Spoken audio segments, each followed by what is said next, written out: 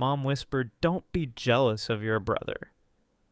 I stood up, revealed $20,000 in transfers, and said, "Then tell him to pay all the bills." Before watching the video, write where you are watching it in the comments, subscribe and like so that more people can watch this video. Enjoy. I'm Alex, 30 years old, male, and for as long as I can remember, I've been the family's second place trophy. My younger brother, Ethan, 27, has been the golden boy since birth. Everything about him was brighter in my parents' eyes. When he took his first steps, they threw a party. When I won a county-wide science fair, Dad barely looked up from the newspaper. That's just the dynamic. It's always been Ethan's world, and I'm the side character. The thing is, I'm not a screw-up. I've been working full-time since I was 18. I pay my own bills, cover rent, keep food on the table, and more often than not, help cover their bills too. Meanwhile, Ethan drifts from one idea to the next. One year he's an aspiring DJ. The next he's a startup founder with no actual product, just a hoodie and a LinkedIn bio. Still, Mom swears he's just finding his path, while I'm too rigid for expecting him to grow up. Money's where things get ugly. For years, my parents quietly leaned on me when emergencies hit. Car repairs, overdue electric bills, Dad's credit card debt. I'd transfer a few hundred here, a few hundred there. Never with thanks, never with acknowledgement. Just this unspoken expectation that I'd take care of it. Ethan, on the other hand, got showered with investments. New laptop for his business. Cash to get back on his feet. Every time I asked about it, Mom would give me that soft, poisonous smile and say, "Don't be jealous of your brother." That phrase has haunted me. Don't be jealous. As if I've ever wanted what Ethan had. I don't want their pity money, their endless bailouts. I wanted fairness, recognition, maybe one damn time where they looked at me and saw a son, not a wallet. The breaking point came 2 weeks ago. We were all crammed in the living room, me, Ethan, Mom, and Dad. Ethan had just borrowed Dad's car and rear-ended someone. No insurance, no savings, no plan. He sat there sulking while Mama explained that the family would need to pitch in to cover the damages, meaning me, again. I laughed, couldn't help it.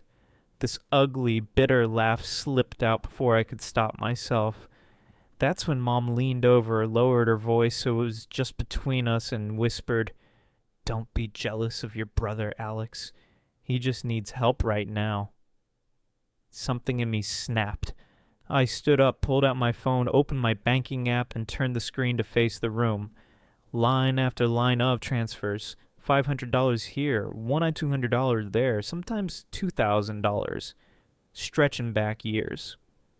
Over $20,000 sent to my parents for emergencies, always under the promise that things would even out one day. My hands were shaking, but my voice was steady when I said, "Then tell him to pay all the bills. Since he's the favorite, let him step up for once." The room went dead silent. Ethan's mouth dropped open like he'd just watched someone slap him. Dad muttered something about keeping this private, but I was done being quiet. That was just the spark. What came after? Well, it turned into something none of us will ever forget.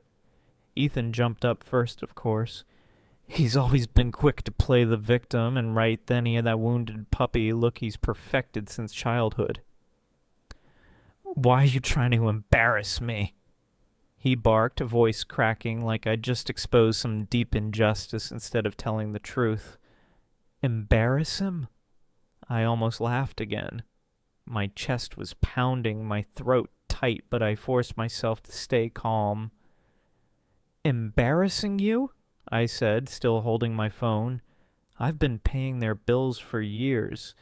While you've been draining them dry, I've been covering the damage. You think you're the victim here? No, Ethan. You're the reason we're broke."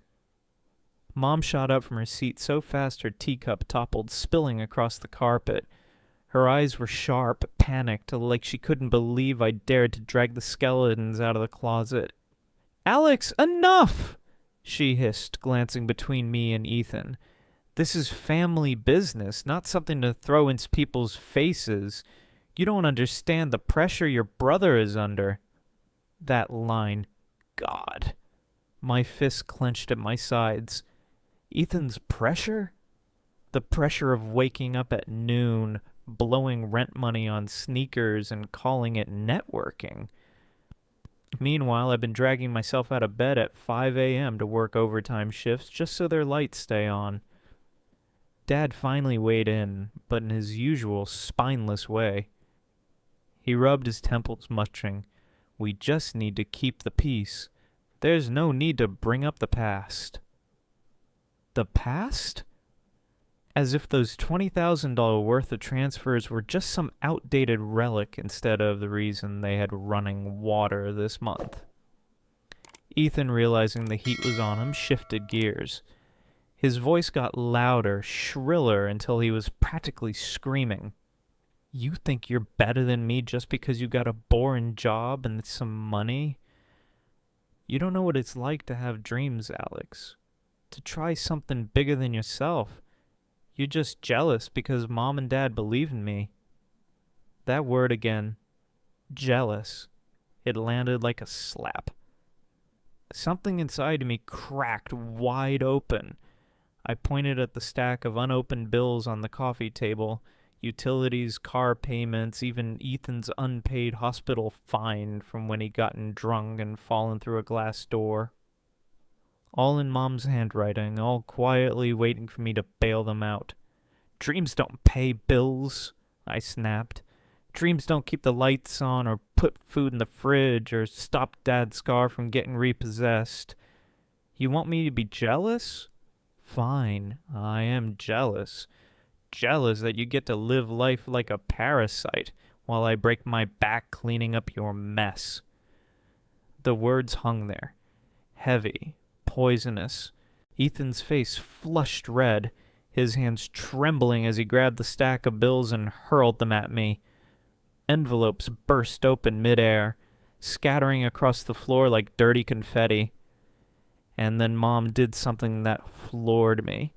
She got down on her knees, not to pick them up, but to shield Ethan. Her arms wrapped around him like he was a child again. And she looked up at me with this raw, burning hatred I'll never forget. "You'll never understand, Alex," she whispered. "You're supposed to take care of your family. That's what love means." For the first time in my life, I realized it wasn't just favoritism. It was indoctrination. They genuinely believed I existed to prop Ethan up. And in that moment, standing over them, something inside me hardened. Ethan's tantrum escalated fast. He ripped free from Mom's grip and stomped across the living room, snatching up one of Dad's old trophies from the mantel. I'll never forget the way he held it, like he was ready to hurl it straight at me if I pushed one word too far. "You think you're some kind of hero?" he shouted, voice cracking, spit flying. "You don't know what it's like to be me. Everyone expects me to fail. So when I try something, yeah, maybe it doesn't work out, but at least I'm not pathetic like you." Pathetic. That word stabbed deeper than I expected. I felt my pulse hammer in my ears. For a split second, I thought about tackling him, ripping that damn trophy from his hand before he actually smashed something. Or someone. But I stayed rooted, glaring, refusing to give him the satisfaction of seeing me flinch. Dad finally stood up, his chair scraping across the floor. For once, he raised his voice. "Ethan, put it down!" But Ethan only sneered, like Dad's authority meant less than the dust on that trophy. Then he hurled it. It wasn't aimed at me. Maybe it was, maybe it wasn't. But it slammed into the wall just inches from my head. Plaster cracked, a picture frame crashed to the ground. glass shattering across the carpet. My body jerked back instinctively, my heart in my throat. Mom screamed. Dad lunged forward, but Ethan had already grabbed another frame, holding it high like a weapon. His eyes were wild, unhinged. "You don't get it! I'm supposed to be the successful one! I just need one chance!" I couldn't stop myself. I laughed, this hollow, bitter laugh that echoed through the room. "One chance? You've had 100, and every single one I've been the one paying the price." That broke something in him. He rushed me. It wasn't some movie-style brawl. No, it was messy, desperate. He slammed into my chest, shoving me back against the couch. His fists were clumsy but furious, raining down like he thought rage alone could make him stronger. I caught his wrist mid-swing, twisting hard until he yelped, the frame clattering to the floor. "Enough!" I roared, shoving him off me. He stumbled, tripped over the broken glass, and crashed down hard. For a moment he just lay there, groaning, before Mom scrambled to his side again, glaring at me as if I'd been the aggressor. Her voice shook with venom. "You could have hurt him! You don't understand how fragile he is." Fragile. That was the word she chose. Not reckless, not violent. Fragile. And in that fractured, chaotic silence, glass crunching underfoot, Ethan clutching his wrist, Mom snarling like a cornered animal, I felt something settle deep inside me. If they wanted fragility, if they wanted to paint him as the broken child who needed protecting, fine. I'd let them. But I was done protecting them from the truth. After Ethan's failed charge, the room was wreckage. Glass glittered across the carpet. Mom crouched like a guard dog beside him, and Dad just stood there, silent, watching. That silence was the worst part. Like all of this was normal, like his only job was to endure. I couldn't breathe in that house anymore. My chest was burning, fists trembling, every instinct screaming to get out before I did something I couldn't take back. So I grabbed my coat and headed for the door. That's when Mom hissed at me. Not yelled, not pleaded, hissed. "You'll regret this, Alex. Don't you dare turn your back on your family." I spun around, rage boiling over. "Family? You call this family? I'm a damn ATM machine to you. You don't even see me unless you need something. And when I finally stand up for myself, you treat me like the enemy." Her face twisted, ugly and raw. At least Ethan doesn't resent us for existing. That one cut deep. I opened the door, slamming it so hard the frame rattled, and walked out into the freezing night. For the next few days I didn't hear a word, not a call, and not a text. Silence. I thought maybe that was it. Maybe they'd finally leave me alone. But then on Friday, my landlord forwarded me an email.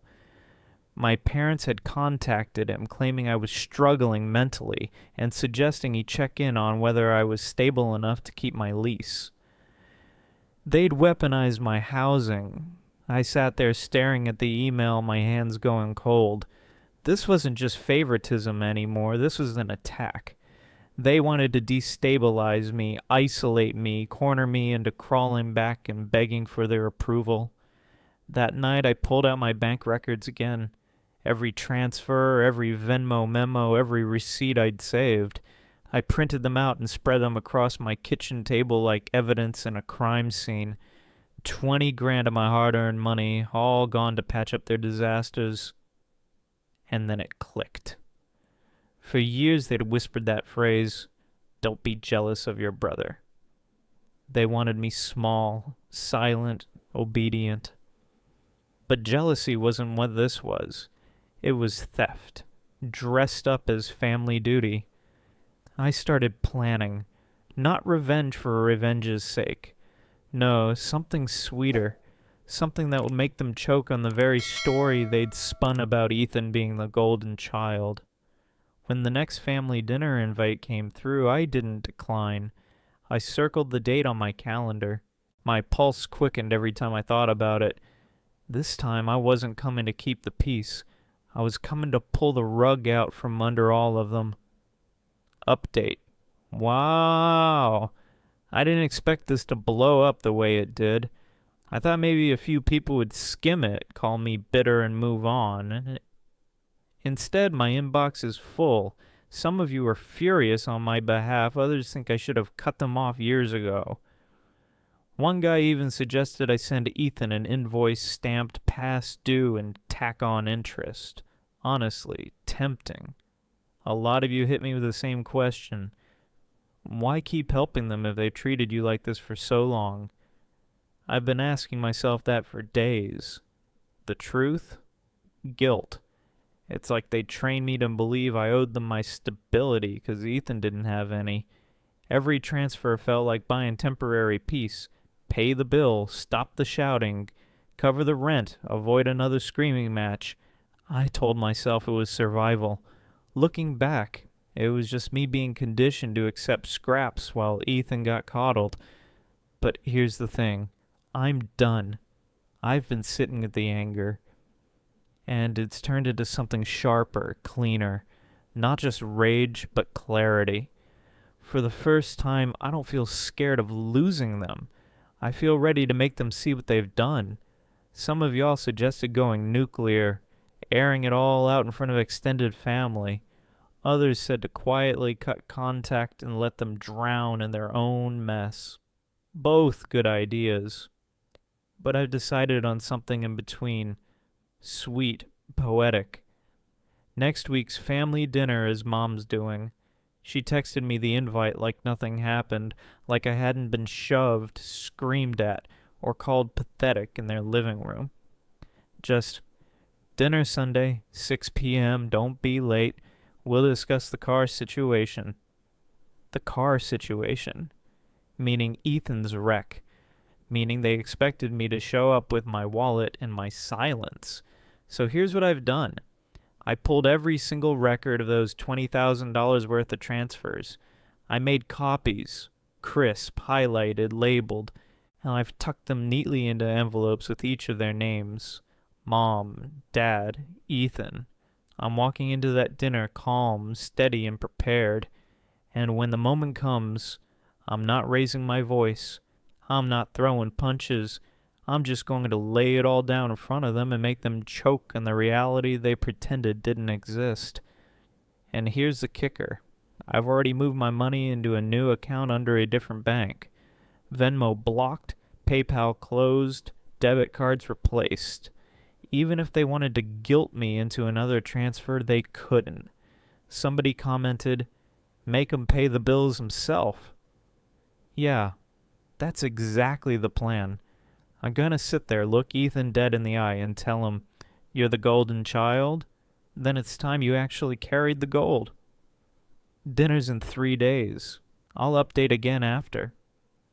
I showed up to Mom's house Sunday like I was walking into court.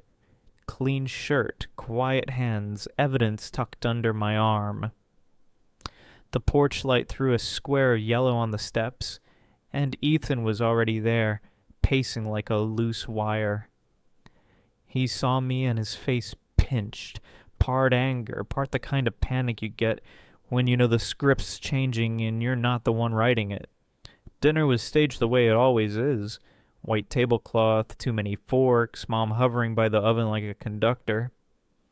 Dad sat at the head, pretending not to watch me, like he could still umpire what I did with my money. The smell of garlic filled the air, and I thought of every ounce of cash that had kept this house running while Ethan skateboarded through adulthood. I put the envelopes on the table so everyone could see them. No theatrics, no raised voice, just crisp paper with their names in my handwriting. Mom's fingers went white on her napkin. Ethan's jaw ticked. Dad's lips pressed into a line. "Explain!" Ethan spat before anyone else could. He sounded small. Dangerous. I laid out the bank prints, each transfer highlighted, the hundreds that became thousands. The Venmo notes that read loan, help, cover this. And the dates when I bailed them out of the kinds of bad choices they now ask me to keep secret. I watched Ethan's face as if it were a clock. Disbelief, then anger, then the kind of animal panic that becomes executable fury. He rose like a man pushed off a cliff. "You're lying!" he shouted. He grabbed the stack of papers and tried to snatch them back across the table.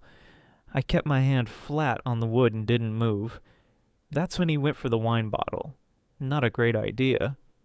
He swung it at the floor and the cork shattered the crystal centerpiece. Red glass and red wine painted Mom's lace table runner like a crime scene. Dad lunged for him. Ethan shoved him away so hard the chair snapped and Dad's knee banged the table leg. The sound of wood splitting echoed in the kitchen. Mom started screaming, half for the broken things, half for her son. "Stop! Stop it, Ethan!" But Ethan didn't stop. He stormed into the hallway and started ripping family photos from the wall. A wedding portrait, Mom and Dad smiling like saints, tore from its frame. The photograph flapped to the floor and the corner bent like a folded lie. Ethan ripped a framed certificate off the wall and hurled it down the stairs. The frame splintered like brittle applause. Then came the phone calls, fast, venomous. Ethan called his bar buddy, 2 neighbors, and someone from work. Within minutes, the house filled with people on one side and angry buzzing on the other. He started live streaming from the porch, face bloody from a cutty urn smashing the centerpieces, yelling to anyone who'd watched that I'd attacked him. He twisted the scene into victim theater in real time. A neighbor I'd never liked before pounded in the door and demanded the police be called. Someone else filmed me with a shaky camera phone and shouted that I'd started the fight. Mom clutched the broken wedding photo to her chest like it was proof the world was upside down. I didn't scream. I didn't lunge. I recorded everything. My phone on the counter, timestamps rolling, because I'd learned they weaponized perception. When the cops finally arrived, 3 uniforms, flash of badges, the thin blue